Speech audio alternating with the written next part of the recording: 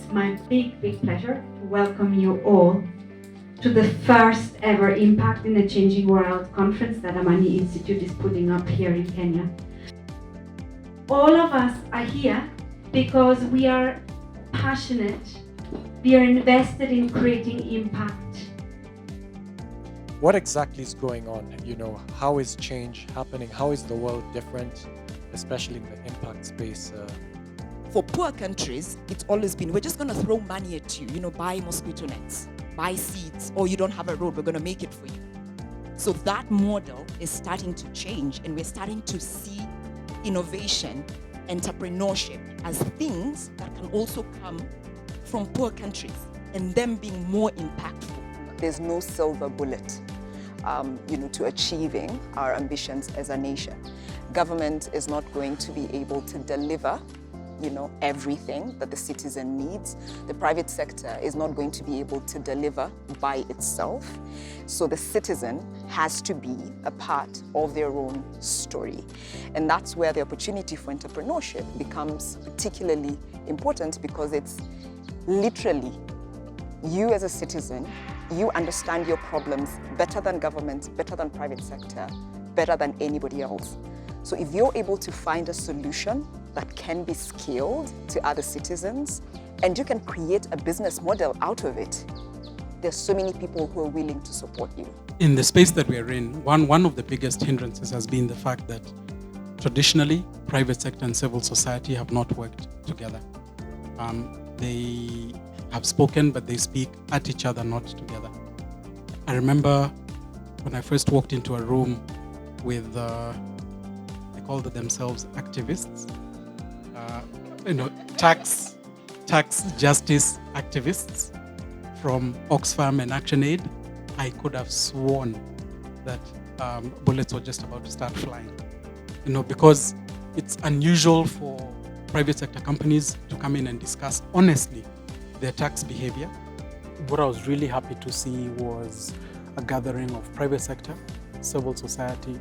I think having those different voices in the same room creates a very enriching discussion.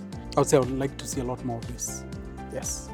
And not only in Kenya, but across the continent. Conversations are ongoing, but we still need to do much more, because among the different conversations that at least I'm privy to, I know that there are some segments of society that are still not brought in fully, especially the youth, because we know that many of these decisions will affect the youth of the future, the leaders of tomorrow. And clearly, these kind of entities need to be in the conversation now. Someone mentioned how donors are changing their model of funding and all that. How do we now measure impact? The advice I'm giving you is benchmarking. So did you create employment? What percentage? What's the global benchmark? Did you grow your turnover? By what percentage? What's the global benchmark? And then ISBI was able, on about 10 different metrics, to compare itself as an effective trainer of entrepreneurship. So benchmarking is basically what I'm asking you to do.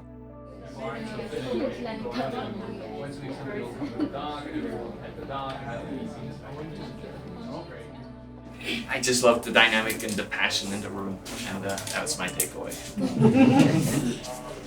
Innovation as part of KPIs.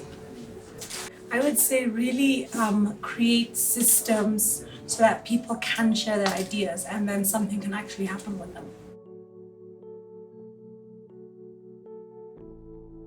I absolutely love the day because I got to network and learn from different people, and most importantly, the workshops were amazing and tailor-made to our work, particularly fundraising for me, because we do a lot of fundraising. So that was great. On lean data, learning how to turn data into stories of change, that was particularly interesting. And just meeting other change makers, which is fantastic.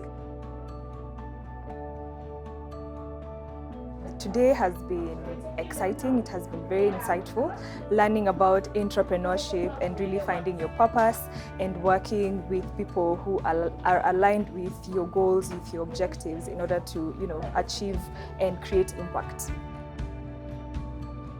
Zamani sees itself as a platform of bringing different people together. We wanted to bring together different sectors and have them share what's their view on impact work and also how they see impact work and the trends that are affecting their particular sector. Like, to take impact work to the next level, it's not just the technical skills. In the end of the day, it's a leadership journey. And the leadership skills that you require to create impact, regardless of the setting, are the same. So we should also start thinking as impact work as actually first and foremost leadership work.